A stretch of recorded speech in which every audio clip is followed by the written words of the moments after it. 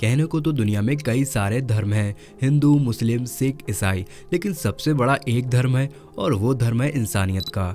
जहाँ किसी इंसान को भूख लगती है तो भूख ये नहीं देखती कि वो किस जाति और धर्म का इंसान है, और इसलिए सभी धर्म के लोगों को खुले दिल से लंगर खिलाया जाता है, जिसे खिलाकर लोगों को एक अलग ही सुकून मिलता है। और आज की इस वीडियो में हम आपको 4 सबसे बड़े लंगर के बारे में बताने वाले हैं, जहां 100-200 नहीं बल्कि लाखों की संख्या में लोग ईश्वर के नाम का लंगर खाते हैं। अब ये कहां होते हैं और किस तरह इन सारी चीज़ों को अंजाम दिया जाता है, इसे जानने के लिए मेरे यानी कि अपने दोस्त फैक्ट काउंटडाउन के साथ वीडियो के बिल्कुल अंत तक बने रहिए। दोस्तों आइए सबसे पहले आपको उस जगह पर ले चलते हैं जहां सभी की मुरादें पूरी होती हैं, फिर चाहे इंसान किसी भी धर्म का क्यों ना हो। जी हाँ दोस्तों, हम बात कर रहे हैं राजस्थान के अजमेर में मौजूद ख्वाजा गरीब नवाज की दरगाह, जहां हर रोज हजारों लाखों लोग ईश्वर का प्रसाद खाने आते हैं। इस दरगाह में 2 देग मौजूद हैं जिनका साइज आप साफ साफ देख सकते हैं।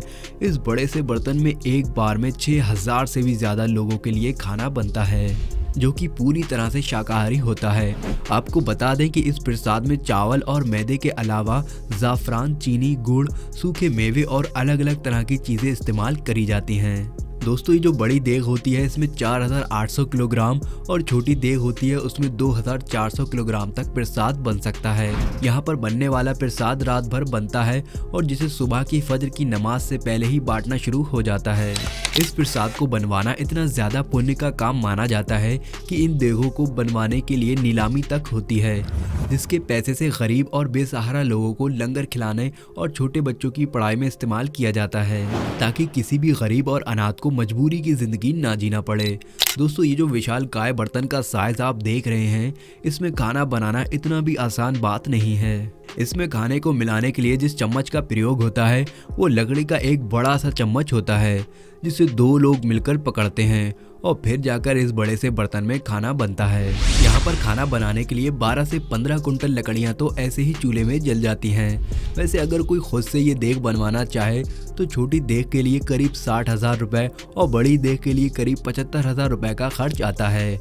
और इस पूरे खर्चे में ना सिर्फ लंगर खिलाया जाता है बल्कि आपके नाम से गरीब और बेसहारा लोगों की मदद भी की जाती है, ताकि भगवान के नाम पर आपके द्वारा किया गया पुण्य पूरी तरह से आपको मिल सके। और ऐसा करने के लिए यहाँ पर सैकड़ों की संख्या में श्रद्धालु देग बनते हैं। दोस्तों जब लंगर की बात हो और अमृतसर के गोल्डन टेम्पल में होने वाले लंगर का जिक्र ना हो, ऐसा हो ही नहीं सकता।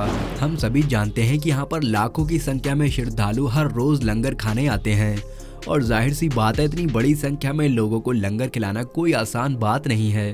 रोजाना 7000 किलो गेहूं का आटा, 1300 किलो दाल, 1200 किलो चावल और 500 किलो मक्खन के साथ साथ लगभग 200 किलो देसी घी इस्तेमाल में लिया जाता है, और तब जाकर यहाँ पर ऐसा स्वादिष्ट खाना बनकर तैयार होता है जिसे खाते ही इंसान अपनी उंगलियां चाटता रह जाता है। आपको बता दें कि अमृतसर के गोल्डन टेम्पल में होने वाले इस लंगर में 100 सिलेंडर और 500 किलो लकड़ियां लग जाती हैं। हर रोज लगभग 450 लोग तो सब्जियां छीलने, काटने और बर्तन धुलने के काम में लगे रहते हैं।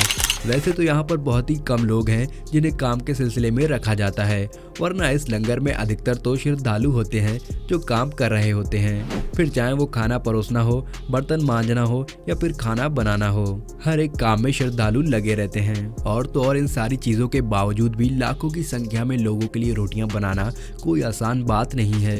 इसलिए जहाँ एक तरफ 100 की संख्या में लोग केवल रोटियां बनाने का काम करते हैं, तो वहीं दूसरी तरफ लगातार मशीनें भी चल रही होती हैं जो रोटियां बनाने का काम करते हैं। तब जाकर इतने बड़े लंगर में लोगों का पेट भर पाता है। और शायद इसीलिए अमृतसर के गोल्डन टेम्पल के बारे में ये कहा जाता है कि ये वो दर है जहां भूखा लाचार कोई भी व्यक्ति आ जाए वह कभी भी खाली हाथ नहीं जाता, फिर चाहे महामारी चल रही हो या फिर किसी भी प्रकार की आपदा हो। अगर कोई भूखा गोल्डन टेम्पल पर पहुंचा है तो वो अपनी भूख मिटा कर ही जाएगा।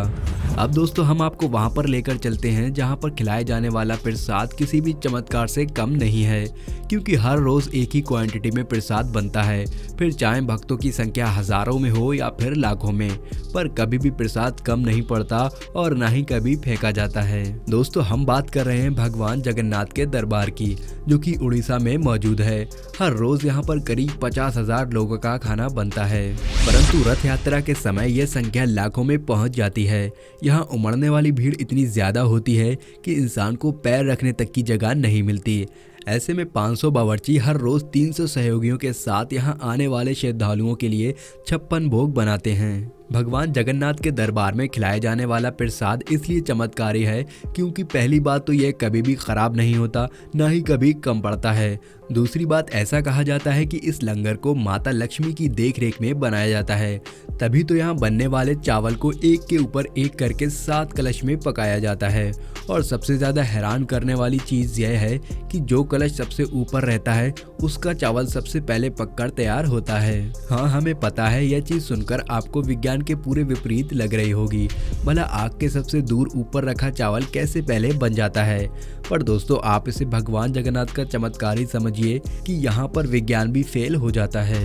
दोस्तों, आपका इसके बारे में क्या कहना है, हम कमेंट में जरूर जानना चाहेंगे। और इसी तरह की वीडियोस को लगातार देखने के लिए हमारे चैनल को लाइक, शेयर और सब्सक्राइब करना बिल्कुल भी ना भूलें।